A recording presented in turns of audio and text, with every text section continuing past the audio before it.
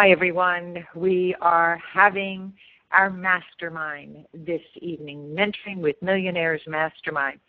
And the truth is, I think I enjoy this more than the scholars who are attending this. So our logo obviously indicates that at Zengo University, our mission statement is no one is left behind. And that's why we love doing these calls, because according to Brian Tracy, we all are born with a millionaire gene. And our responsibility as your partners in business is to make sure we help you unlock that dream. But I can't do this alone, and we have so many scholars that are participating with us. So people often ask me, what is the secret to success? What is it? And I found this image, which I love. The secret of success is to be ready for the opportunity when it comes. And if you are ready, then we are ready to make sure that you achieve your goals. Because this is a skill-based business. You don't have to be smart. You don't have to be too young or too old. You just have to know what you want, why you want it, what are you willing to do to get it, and what are the consequences if you don't succeed. So the Mentoring with Millionaires Mastermind is a group of like-minded people who believe 200% that they are going to achieve their goals. And our first presenter tonight is a good friend of ours, Rick Dawson from Ohio. And Rick has become just an amazing student of Michael Oliver and the whole natural selling principle. So just to give you a little bit of background about Rick and how this is so different than his decades of experience in his traditional profession. But he started his career in sales and marketing for a division of Berkshire Hathaway over 25 years ago. And he was the youngest person to hold that position and broke so many sales records in the 25 years he was with that company. He's now the business development manager for a nonprofit in Cleveland, Ohio, where he lives. And the 2 years that he's been with that company, he's just about doubled their revenue. He was introduced to Zengo about 7 years ago, ironically when his young son, Nick, was diagnosed with Crohn's disease. And just after 3 months on Zengo juice, his son was symptom-free and off all his medication. Now, we all know we can't make any cure claims, but we have some amazing stories about our flagship product, Zengo Juice. And Rick made the decision last year to pursue his dream of owning his own company and join Zengo, becoming a 1K rank in less than a month. And he is honored to be a part of the team and has learned more about selling in the past 8 to 10 months than in his entire 25-year career. And his passion, of course, is making a difference and helping others build their dreams. So Rick is going to continue with the natural selling principle, which is totally opposite of what most of us in sales have ever learned. And he's going to be covering Chapter 15, the committing stage. So let me turn it over to our good friend and scholar, Rick Dawson. Thank you, Sandy, and good evening, everybody. I am so honored and excited to be here tonight and to be sharing actually our last chapter in Michael Oliver's Natural Selling, Chapter 15, the fifth stage, which is the committing stage. And he starts this chapter out with a great quote. It says, "Address the other person as a person, and you will solve their logical as well as their personal needs." And you know, folks, that's what we've been talking about all these months, is really turning it around and making it all about the other person rather than about us just telling them everything about our business, about our company, about our products, about our opportunity, and really finding out and digging deep about what they want, what they need to make a difference in their health, in their finances, or possibly both. The presenting stage takes two forms. It's really a commitment to take a series of immediate action steps, or it's a commitment to become a partner. Anything less is a signal that they're unlikely to go with you or your proposed situation. And if that's the case, then it might be the time to ask more questions or to move on to other opportunities. We've talked in the past that a lot of these different stages, they aren't just necessarily end-alls. If you get to a point and you think that maybe you're ready to get a commitment, but then that's not the case, then it's time to go back and it's time to start asking more questions to try to figure out exactly what's going on. But these are the types of steps that you're likely to go through when discussing your business opportunity. Step 1 is an overview. Step 2, you want to make a suggestion. Step 3, keep making suggestions. And then finally, step 4 is the final step.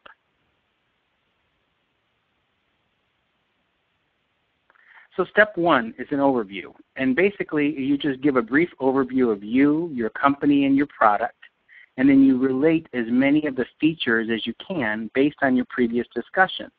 So if you're taking note during the conversation, and I do this a lot, I'm writing down things that they're telling me, little key points about what's going on, and then I try to figure out what are the features of our business opportunity or our product that coincides with what it was that they're telling me.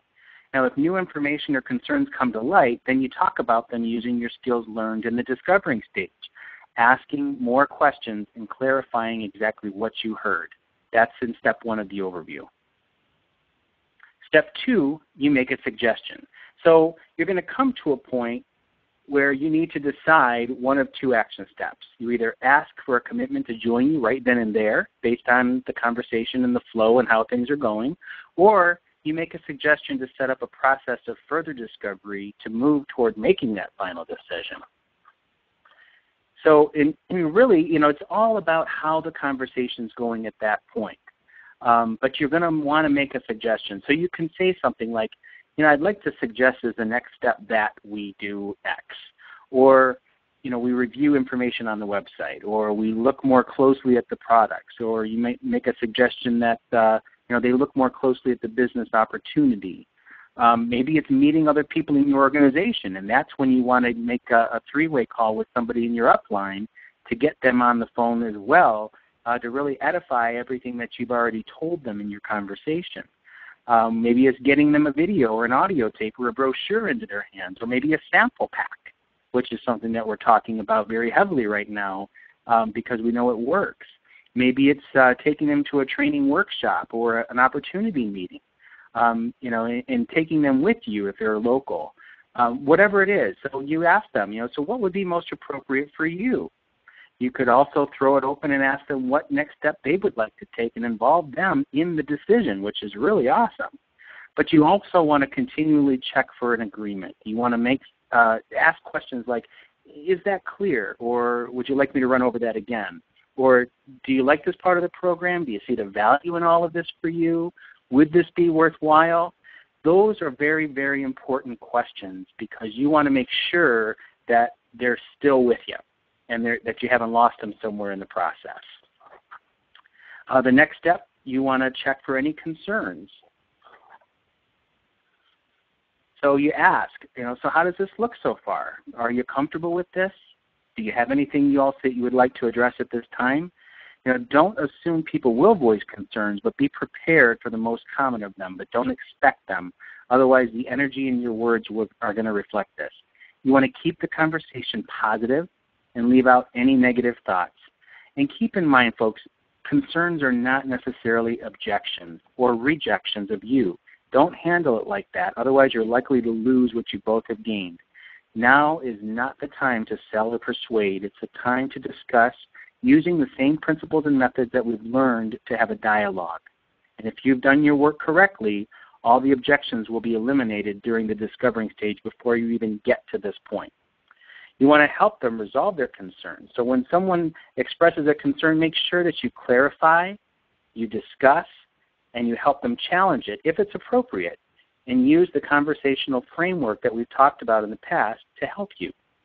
So to clarify, so you want to say things like, so when you said whatever, and then you just repeat back what they told you, what did you mean by that? And then let them tell you. Here's some other questions that you can tag on to the end of that. So when you say X, Or, so why do you ask that? Or, can I ask where you got that information from? And that's a biggie. And if you've had conversations with prospective partners, you know a lot of times they dig up God only knows what is out there in the internet. And so that's a really good question to ask. So where did you get that? And sometimes you'll find out it was from a competitor's web page or maybe Wikipedia, which we all know it's certainly not valid source. Or you ask them, how did you arrive at that? And then just have a discussion about it and use those solution questions to ask them how they see resolving their concerns. Those are really important. And then, as I mentioned before, possibly challenging them. You could say something like, well, suppose it wasn't like you thought it was, or what if we could, or what if you could, or suppose you could. And you're just kind of asking those questions and really getting them thinking about their solutions instead of just you telling them. It's not all about you telling and selling. It's about asking and responding back to what it is that you uncovered during that question.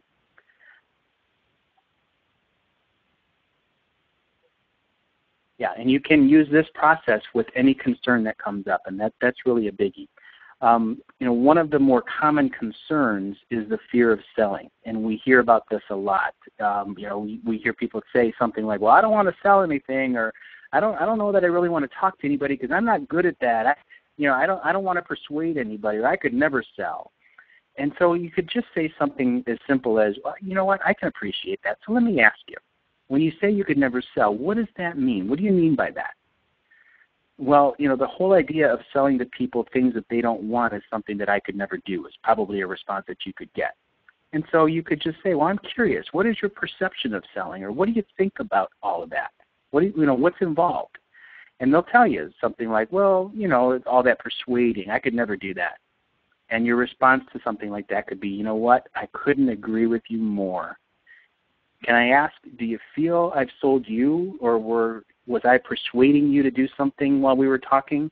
And of course they're going to tell you no. And yet during the time we've spent together, you've told me all about yourself and what you're looking for, and we came up with something that could possibly help you get what you want. Is that right? And they're going to say yes. And then here's the key. Well, suppose selling wasn't what you thought it was it? And that will get them thinking. It's all about challenging their thoughts with the truth and bringing them to the logical conclusion that it's time to move forward, if indeed that is really what's best for them, which we all know is. And then finally, step 3 is keep making suggestions. Repeat one or more of the previous steps on the list in step 2 that are relevant to moving the process forward to help your potential partner come to an informed decision. So you can ask, what would you like to have look at next, or what would you like to whatever, until you cover everything of interest. Get them involved in the process, because different people move at different speeds, but pace yourself and them, because it can take many steps before you finally get to that final one. And finally, the fortune, folks, is in the follow-up. Follow-up. I cannot stress this enough. Always make sure you have a set date and time to follow up with them, and use the SMART, the SMART formula, to help you. And that is specific, measurable, attainable, reasonable, and timely. You want to set specific objectives and leave your discussion with statements such as, okay, so I'm going to call you at 7 p.m. next Tuesday, and when we get together, you'll have listened to the tape that I send you. Is that correct? And we'll be able to discuss everything and make sure that all your questions are answered. Is that fair? And I always ask, and this is something that Sandi taught me, I always say something like, is that fair? Or fair enough? Because then at that point, they are agreeing with you, and you're making them a part of the conversation. And then make sure that you make that call. There's no reason for you not to at that point. They're expecting it, and you're done. The hard work is really done. And then finally, you just come to that final step, step 4. You make a suggestion and you ask the final question. Well, it seems that we have covered the basis of what you're looking for. I'm not sure that there's really anything else that I can show you, so how about getting you registered while we're together so we can start moving toward you getting the things that you want? You can use these questions as well to add flavor to your ending. So why don't we put together a plan for you to get you up and running? Or when would you like to be up and running? Or why don't we just get you started? Or when would be a good time to get together and start moving this forward for you? And there you have it, one more motivated, happy partner. And that really concludes everything with Michael Oliver's Natural Selling. It has been an absolute godsend for me, folks. And as Sandi mentioned, I've got over 25 years experience in sales and marketing. I'm used to doing things a certain way, and this really just turned it all upside down. But as I've learned these steps, and it really is a process that you go through, but once you do, my gosh, is it effective, and it's so much easier. I don't have a fear of talking to people like I used to because it's all about them. It's about helping them get what they want so that we in turn get what we want, and that's really what network marketing is all about in its form. So thank you. Thank you again, Rick. And, you do this so well, and I think the summary would be that we are all problem solvers. And as Ray Herron always says, and I use his quote, we're looking for people who either want better shortcuts to better health, or shortcuts to better finances. Shortcuts to better health or shortcuts to better finances. So we are problem solvers. So asking the questions is critical. But here is where Rick has emphasized. Did you know that 79% of people never follow up? They never follow up. And yet I found a sales statistic that is pretty shocking. 48% of salespeople, now we're talking in general, in the world, 48% of salespeople never follow up. That's 50% of people never follow up. 25% make a second contact. Look at the bottom. 80% of sales are made on the 5th to the 12th contact or touch. Now you tell me, okay, I want you to put in a little square on a piece of paper that you're taking notes on. How many people today did you follow up on? How many did you follow up on? And if that is an empty square, shame on you. And that will definitely reflect where your business is going. All right, our next guest speaker is a dear, dear friend, happens to be from my hometown of Philadelphia. And Donna is just superb as well in all the teachings of Brian Tracy. And maybe it's because she's got such an incredible background, of course, being from Philadelphia. And she's been a take charge lady. A little bit about Donna. She has a couple of favorite quotes. All our dreams come true if you have the courage to pursue them. And most people don't know that was a Walt Disney quote. And what would you accomplish today if you knew you could not fail? And with Zango International and Zango University, I promise you, if you do what we teach, you cannot fail. She studied at St. Joseph's University, Montgomery County Community College, and the University of Pennsylvania. Lifelong learner. In fact, she's just enrolled in more classes.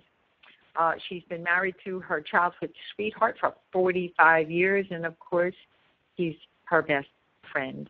3 great sons, a daughter-in-law, and a beautiful grandchild.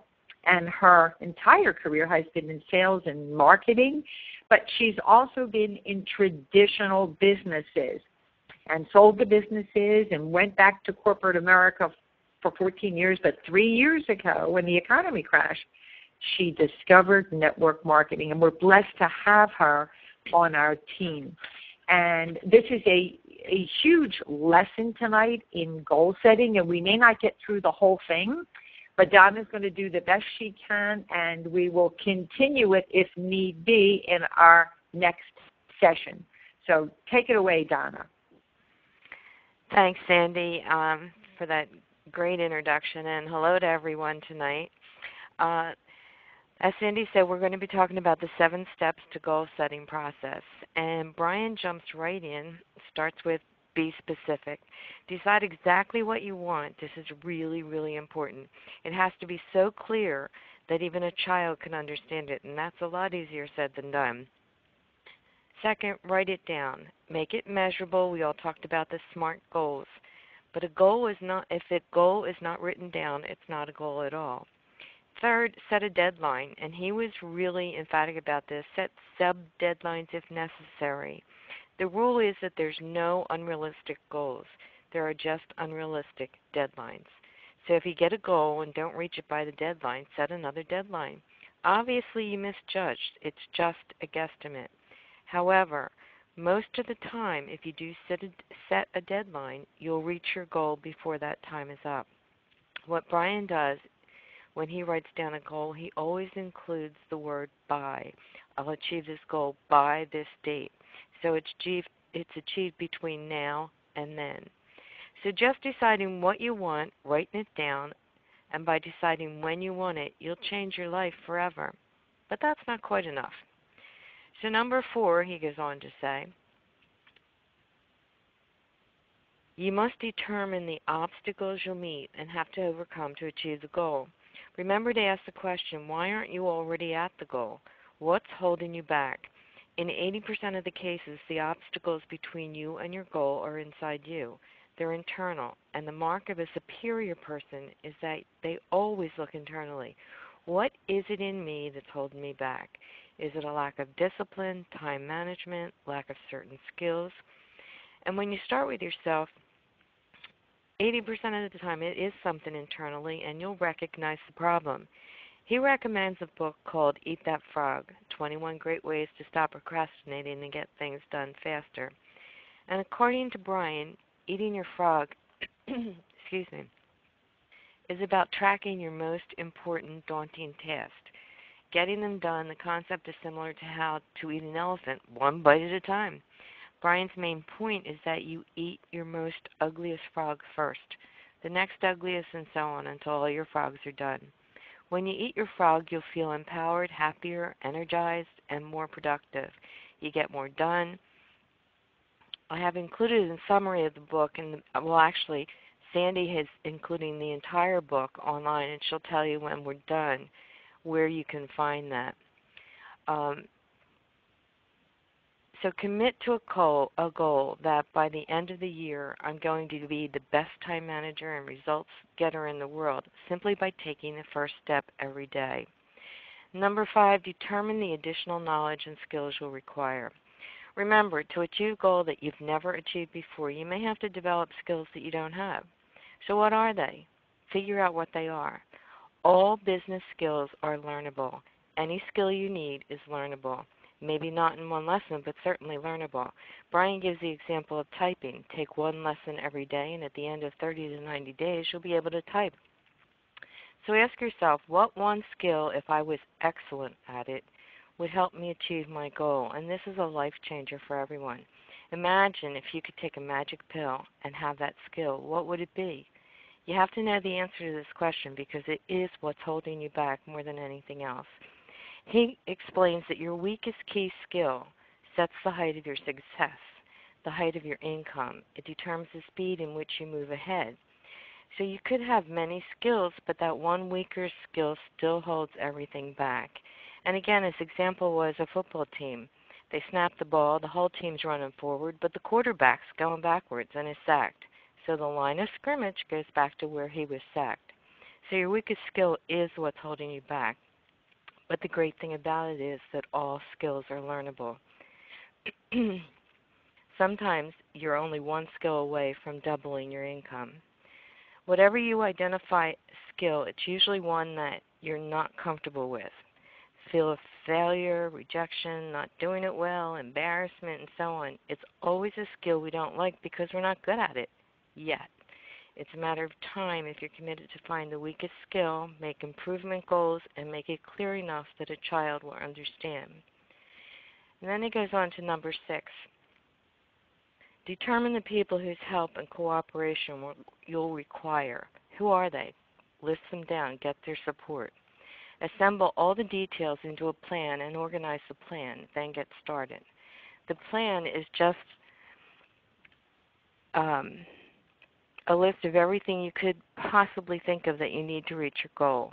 Assemble all the details, the pieces you'll need.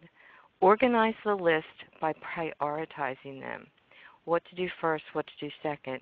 I mean, if you have to create a Caesar salad, the first thing you need is a recipe and then the ingredients.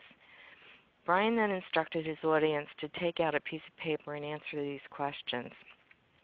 First question. Next slide, Cindy. Thanks. What are the 3 most important goals in life right now? And he emphasized right fast. He only gave them 30 seconds to do this. And if you can't think of anything to write money, money, money. This is called the quick list method. If you only have 30 seconds to write down a goal, your answers will be as accurate as if you had 30 minutes or even 30 hours. Whatever 3 goals you write down, they're your biggest concerns in life, are completely achievable. Your goals show you your present, but they also show your past and future. In most cases, they'll be financial, relationships, or health-related. The next question that he asked them to write down was, what 5 things do you value most in your life? Family, love, health, freedom, creativity. Only 1 minute to write these answers. These are the core of what you really value in life. It will give you the clarity that you need.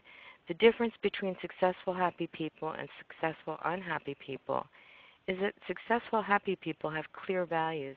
They know what's most important to them and what priority they are given.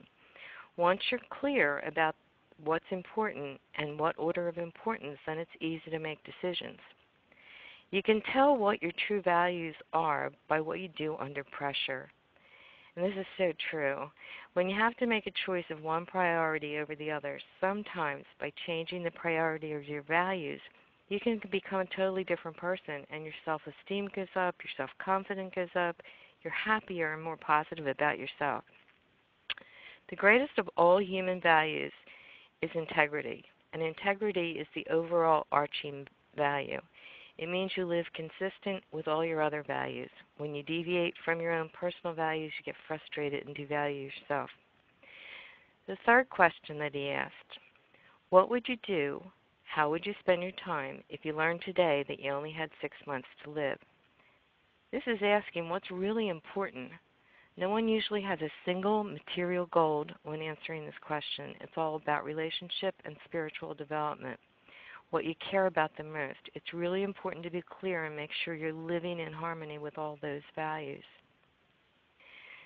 And the fourth question, this was a good one. Imagine you won 20 million tax-free dollars, but at the same time you had to work, but you only had 10 years to live. What would you do differently? This question comes from Stanford University, and it's if you had to work at something, how would you spend your last 10 years?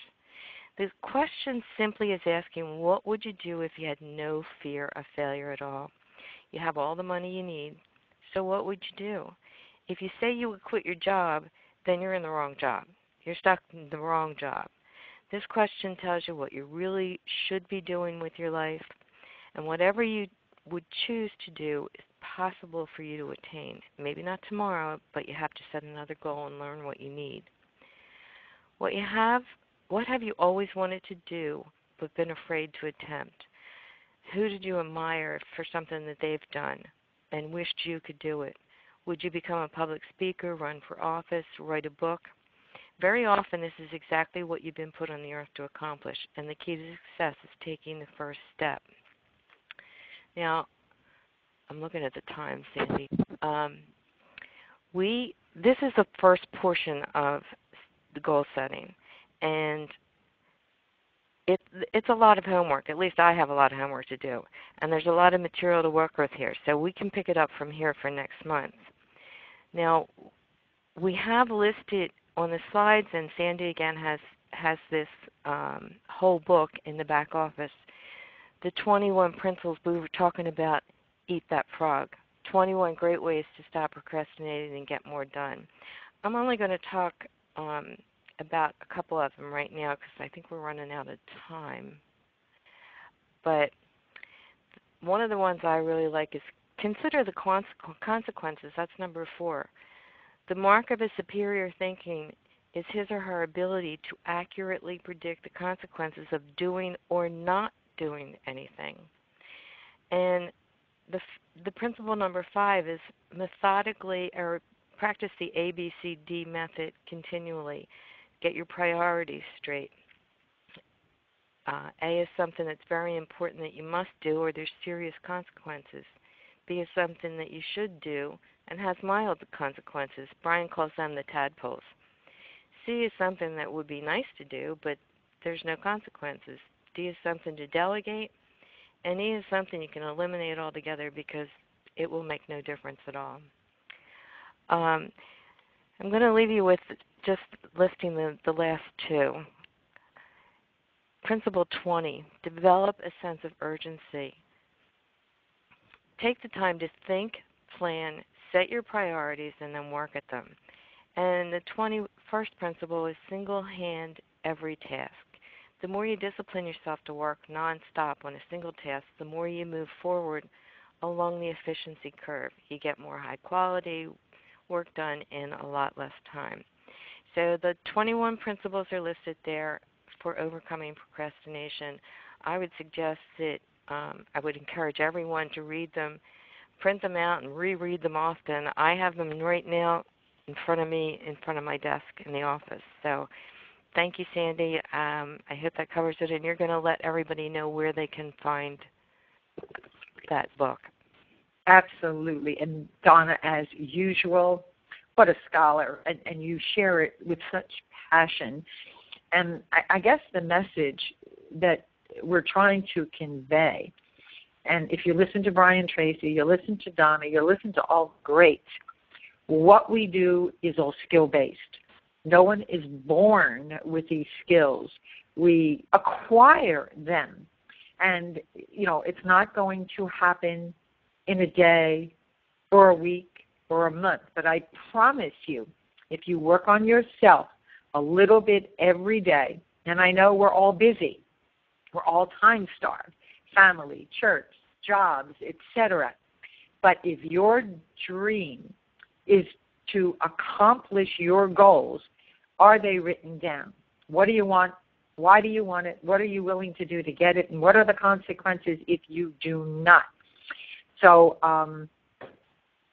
know what your weaknesses are. And if I were you, if you're listening to this, but you haven't watched the whole session with Brian Tracy, it is now loaded in the library of Zango University. So everything we are doing from this point forward is archived in the university. Now, before I go there, well, you know what, let me finish. I don't know if I can switch screens very quickly, but my message to you is this. Now is your time. If you are listening to this session, you are going to create your success story. Go back and review the assignment.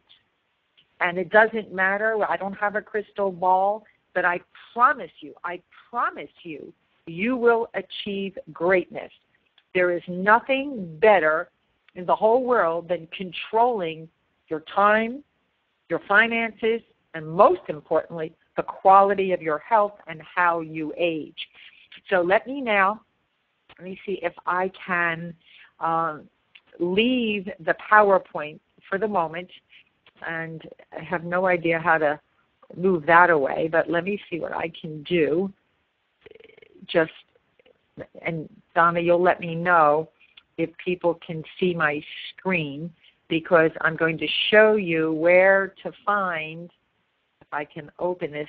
Donna, is everyone seeing my screen? What do you think? It's starting to open. All right, you know what? I have to pause sharing, I think. No, I think I want to stop share monitor 1. Okay, so let's see if you now see my entire screen. God bless technology. Are you with me?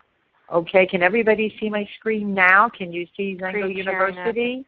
Yes. Can you see the Zango University? Okay, awesome. Then I did it correctly.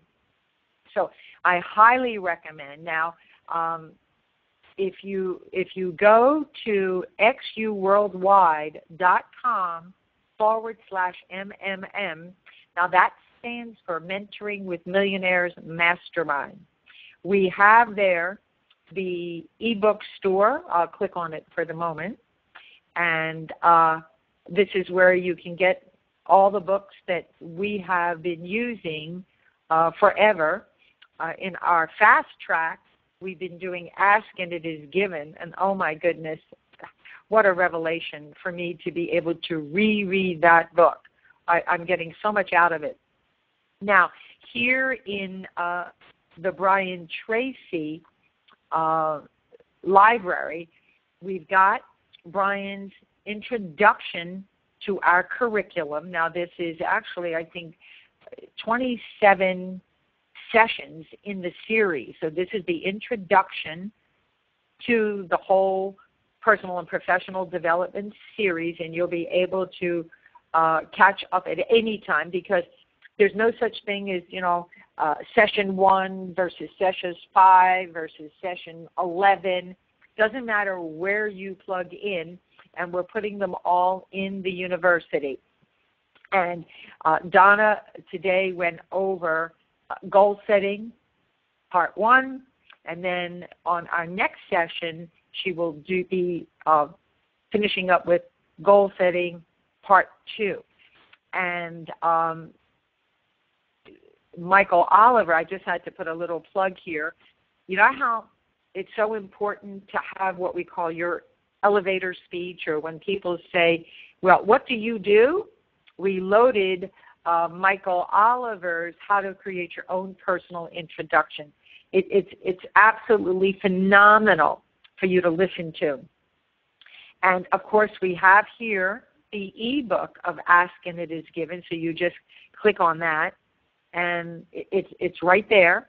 But between you and me, it's pretty bulky to carry around. I think it's 336 pieces of paper.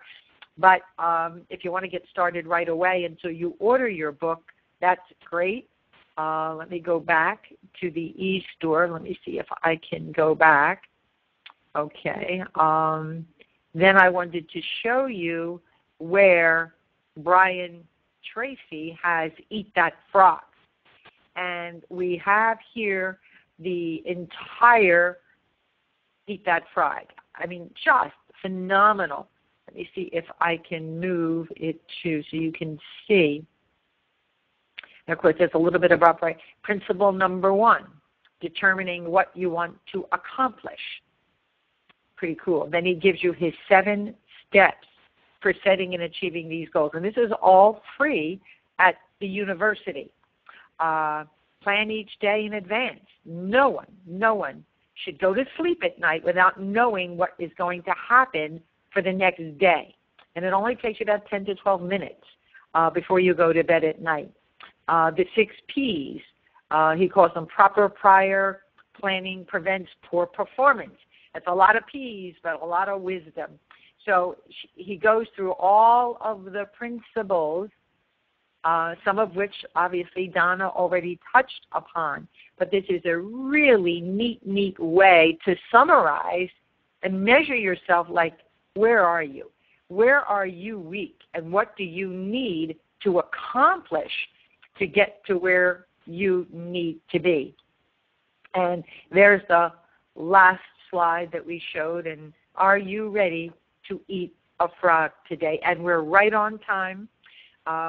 We needed to end this because we're doing our weekly sizzle call with my good friend, my business partner. Probably all of us have him as a business partner as well, 500K Ray Hurren. So it'll be on this same bridge line at the top of the hour. Please don't miss that call. Make sure you get your partners on that call, as well as your potential partners as well. So let's all go out and eat a frog every single day and really, really overcome the 21 principles that stop you from accomplishing your dreams. And with that, we're going to say good night and thank you, Rick. Thank you, Donna, for all that you do. All the work you put into preparing for this is so appreciated. We love you all. And with Thank that, you. let's Good night, all say good night. Good night, Rick. Good night, Donna. Appreciate it. Good night, Bye everybody. now. Take care. Good night. Bye-bye. Bye-bye.